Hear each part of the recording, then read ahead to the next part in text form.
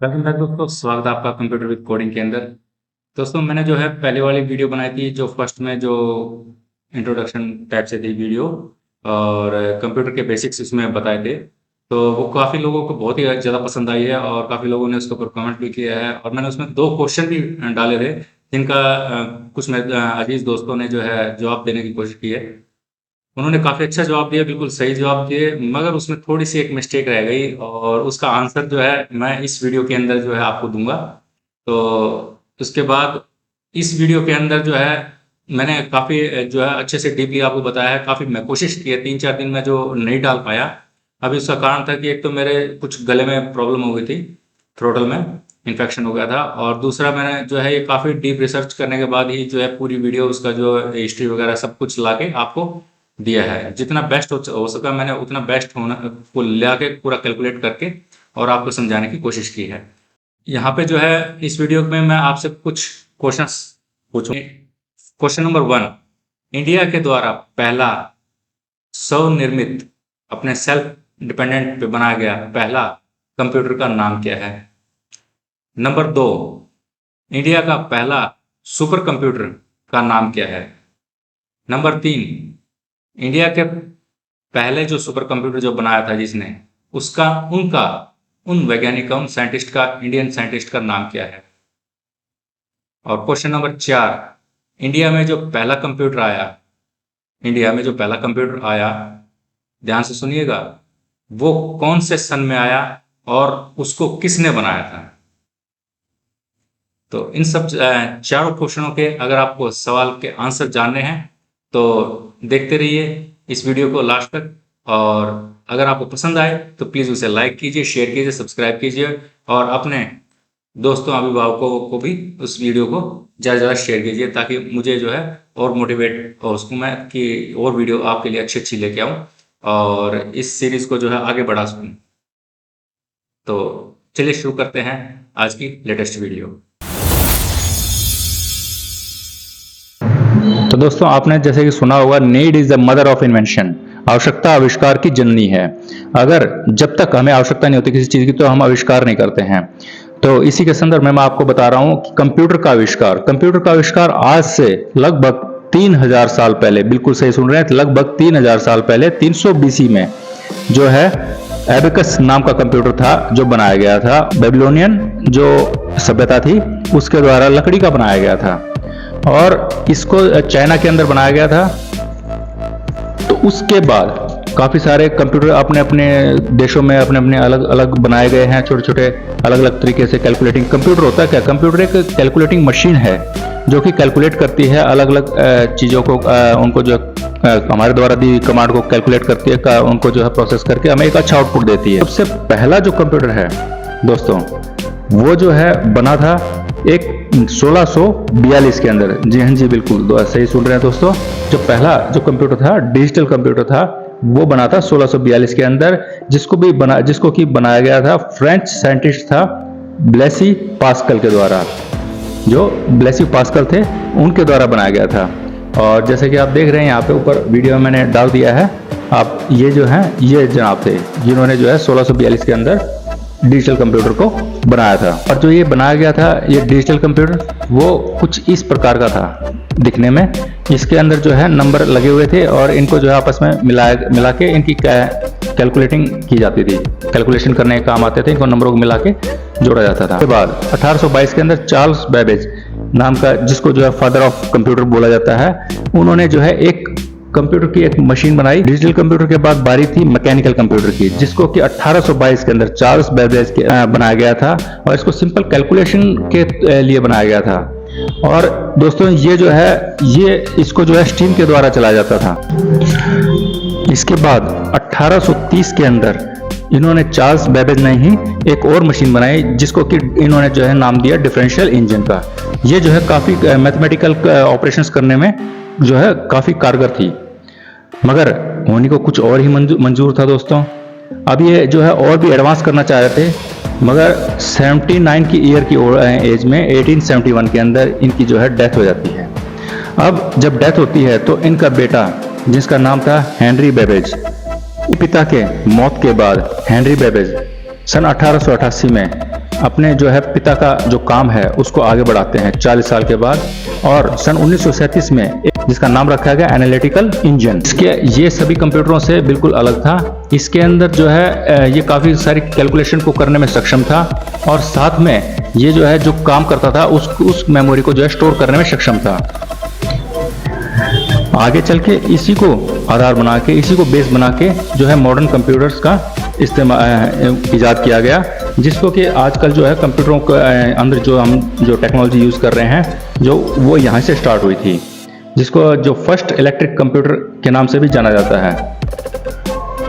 यही कारण है कि जो चार्ल्स बेबेज हैं उनको जो है फादर ऑफ कंप्यूटर कहा जाता है। दोस्तों, इतिहास का जो सबसे पहला जो इलेक्ट्रॉनिक जो कंप्यूटर है उसका नाम है ABC, जिसका नाम है अतानासॉफ बेरी कंप्यूटर ABC। इस कंप्यूटर को डॉक्टर जॉन विंसेंट अतानासॉफ और उनके जो सीनियर स्टूडेंट थे क्लिफोर्ड बेरी, उन्होंने मिलकर बनाया था। दोस्तों, कंप्यूटर के इतिहास में जो क्रांति लेके जो आया था वो उस कंप्यूटर का नाम था ENIAC। ENIAC का फुल फॉर्म है electronic numerical integrator and computer. ENIAC 1945 के अंदर बना था, और ये programmable electronic general purpose digital computer है, जो कि आप यहाँ डिस्प्ले में देख रहे हैं। मैं साथ साथ लिख भी रखा है इसको। इस कंप्यूटर को जो बनाया गया था वो US आर्मी के द्वारा डिजाइन और बनाया गया था। तो इसका जो यूज था वो भी जो है US आर्मी के द्वारा ही सबसे पहले लिया गया था। इसमें जो है बड़े बड़े न्यूमेरिकल प्रॉब्लम जो है बहुत चुटकियों में सॉल्व हो जाते थे, और इसके अंदर जो है प्रोग्राम के थ्रू इसके अंदर फेरबदल भी किया जा सकता था। इसकी कैलकुलेटिंग जो पावर थी दोस्तों, वो इस तरीके से समझ सकते हैं कि जो एक आम इंसान जो है 20 घंटे जिस काम को करने में लगाता है वो ये जो है 30 सेकंड में करके दे देता था। हाँ जी, 30 सेकंड के अंदर एक कंप्लीट करके दे देता था। यही कारण था दोस्तों, उस टाइम पे ये जो है बहुत पॉपुलर हुआ था ENIAC। और इसकी एक प्रॉब्लम थी कि ये जो है काफ़ी बड़ा और भारी भरकम कंप्यूटर था, जिसको एक जगह से दूसरी जगह पे लाना ले जाना काफ़ी भी मतलब मूवेबल चीज़ नहीं थी इसको। अगर आपको साइज़ के हिसाब से बताऊं तो साइज़ इसका तकरीबन जो है 20 बाई 40 फीट का एक कमरा होना चाहिए, जिसके अंदर इसको जो है सेव करके रखा जा सकता है।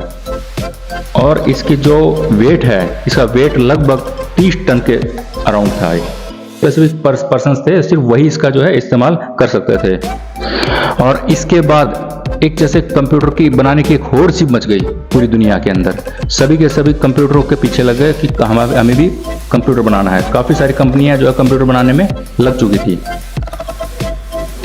इस कंप्यूटर को ENIAC जो कंप्यूटर है, इसको बनने के बाद जो है एक रेवोल्यूशन आ गया था इंडस्ट्रीज के अंदर।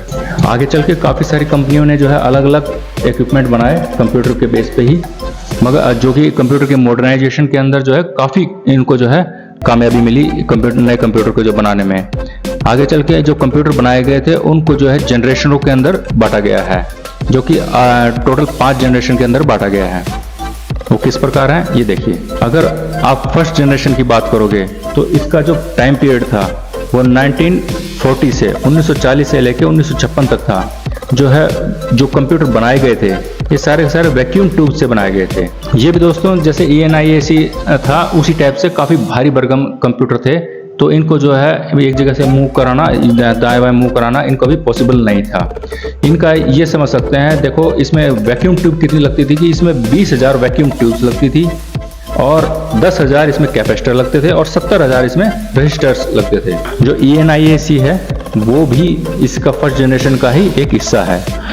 ENIAC के अलावा EDSAC, IBM 701, ब्रेवो, ये भी जो है फर्स्ट जनरेशन के कंप्यूटर के अंदर ही आते थे। सेकंड जनरेशन के जो कंप्यूटर थे वो 1956 से लेकर 1963 तक थे। इनका जो टाइम पीरियड था 1956 से 1963 तक था। इसमें जो है वैक्यूम ट्यूब को हटा के इसमें ट्रांजिस्टर्स की जो टेक्नोलॉजी है वो आ गई थी, जिससे जो है इनका साइज थोड़ा सा छोटा हो गया था। इनका वेट जो है हल्का हो गया था। इसके अंदर जो कंप्यूटर आते हैं वो IBM 707, RCA 501, फिल्को ट्रांजिक S1000, जितने भी ये कंप्यूटर थे इनके अंदर जो है TX0 ट्रांजिस्टर का इस्तेमाल किया गया था, जिसका इन्वेंशन क्या है 1956 के अंदर हुआ था। 1956 से लेके 1963 तक इस टाइप के जो कंप्यूटर हैं वो बहुत ही ज़्यादा काम में लिए गए थे। 1964 में एक और नई टेक्नोलॉजी दुनिया के सामने आती है, जिसको जो है थर्ड जनरेशन की शुरुआत माना जाता है, जिसे आईसी के नाम से जाना जाता है। आईसी मतलब इंटीग्रेटेड सर्किट्स। ये छोटे होते थे, हल्के होते थे, इनकी स्पीड बहुत ही ज़्यादा होती थी। इस कारण ये कंप्यूटर जो हैं काफ़ी कॉम्पैक्ट साइज में छोटे हो गए, हल्के और तेज़ हो गए। क्या हुआ कि कंप्यूटर के अंदर जो ट्रांजिस्टर्स का काम है वो बिल्कुल ख़त्म हो गया। इससे आप इतना ये अंदाज़ा लगा सकते हो कि जो भी आज कंप्यूटर बनते हैं या आज भी जो कंप्यूटर बन रहे हैं उनके अंदर भी आज के टाइम में आईसीज़ का इस्तेमाल होता है। जो थर्ड जनरेशन के जो कंप्यूटर थे उनके अंदर जो है गोल्डन जनरेशन बोला जाता है उनको, वो काफ़ी छोटे हो गए थे और उनके जो पहले वाले कंप्यूटर्स थे उनसे काफ़ी ज़्यादा स्पीड ज़्यादा हो गई थी उनकी कैलकुलेशन की।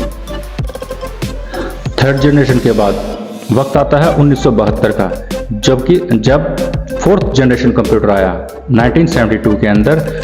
इसमें जो है इसकी वैल्यू इसलिए बढ़ी क्योंकि इस टाइम पे क्या हुआ कि जो बड़े बड़े कंप्यूटर थे जिनको स्पेसिफिक पर्सन से चला सकते थे, उसकी बजाय वो सीधा डेस्क पे आ गए। उस पर हर बंदा इसको खरीदने के कैपेबल हो गया और इसको चलाने के काबिल हो गया कि हर बंदा इसको चला सकता है। इसमें जो कंप्यूटर मेन आते थे वो थे IBM 5100, उसके बाद अल्टेयर 8800, मिक्राल। ये जो है मेन कंप्यूटर थे जो इसके अंदर आते थे। इसके बाद दोस्तों 1972 से लेके और 2010 तक का जो टाइम पीरियड था उसको जो है फोर्थ जनरेशन के अंदर रखा गया है। इसके बाद 2010 से फिफ्थ जनरेशन कंप्यूटर की शुरुआत हुई। फिफ्थ जनरेशन कंप्यूटर इसलिए कहा गया क्योंकि इसके अंदर जो है आपने देखा होगा कि जो कोर्टाना, डीपसीक, सीरी, एलेक्सा, चैट जीपीटी ये जो आ रहे हैं ये सारे के सारे फिफ्थ जनरेशन के अंदर रखा गया है। इसी के बाद ये थे दोस्तों कंप्यूटर का जनरेशन का। तो नेक्स्ट सवाल है कि हमारे देश भारत में कंप्यूटर कब और कौन लेके आया था, क्या इसके बारे में आप जानते हैं? ये जानना बहुत जरूरी हो जाता है क्योंकि ये जो सवाल है ये हमारे देश से, हमारे भारत देश से जो है जुड़ा हुआ है। तो आइए इसको जानते हैं कि हमारे देश में पहला कंप्यूटर कौन लेके आया और किसने बनाया। दोस्तों जो भारत का जो कंप्यूटर का युग है वो 1952 से माना गया है क्योंकि इसके अंदर इस साल में जो है हमारे जो देजेश दत्ता मजूमदार उन्होंने जो है कलकत्ता के अंदर जो इंडियन स्टैटिकल इंस्टीट्यूट के अंदर जो है पहला कंप्यूटर लगाया था। अगर आप देखोगे तो बेंगलुरु के अंदर भी भारतीय विज्ञान संस्थान के अंदर जो है इसी तरीके के जो है एनालॉग कंप्यूटर लगाए गए थे। CM1420 करके इनके मॉडल नंबर होते थे। अगर सही मायने में देखा जाए तो हमारे जो भारत के अंदर जो है कंप्यूटर की युग की शुरुआत 1956 के अंदर हुई थी क्योंकि सही मायने में इसी टाइम में जो है डिजिटल कंप्यूटर भारत के अंदर लाया गया था, जिसका नाम था HEC2M कंप्यूटर था, जिसको कि बनाने में जो कीमत आई थी वो 10 लाख आई थी। लंबाई चौड़ाई है वो 10 फीट बाई 7 फीट, 10 फीट लंबा, 7 फीट चौड़ा और 6 फीट इसकी हाइट थी, ऊंचाई थी। इसको दोस्तों जो है इंग्लैंड में बनाया गया था और ये जो 10 लाख रुपए हैं ये उस वक्त के 10 लाख रुपए हैं दोस्तों। इसको बनाया था ब्रिटिश इंजीनियर और फिजिस्ट था एंड्रयू डोनाल्ड बूथ ने। इस कंप्यूटर को भी कोलकाता भारतीय विज्ञान संस्थान के अंदर ही लगाया गया था। इस तरीके का जो कंप्यूटर था दोस्तों उसका इस्तेमाल ज्योग्राफिकल और साइंटिफिक रिसर्च वगैरह के लिए, कैलकुलेशन के लिए किया जाता था। इसके बाद जापान के बाद एशिया के अंदर सेकंड जो कंट्री थी वो इंडिया ही थी जिसके पास इस टाइप का कंप्यूटर था। इन कंप्यूटर के अंदर दोस्तों एक वक्त में जो है पंच कार्ड यूज किया गया था, मगर बाद में जो है इनको पंच कार्ड को हटा के प्रिंटर का इस्तेमाल होने लग गया था। इसके बाद 1958 में एक और कंप्यूटर रूस से लेके आया गया जो कि आकार में इससे भी बड़ा था, HEC2M से भी बड़ा था, जिसका कि नाम यूरल कंप्यूटर था। भारत में HCM2M और यूरल कंप्यूटर का जो इस्तेमाल है दोनों को 1964 तक उनका इस्तेमाल किया गया था।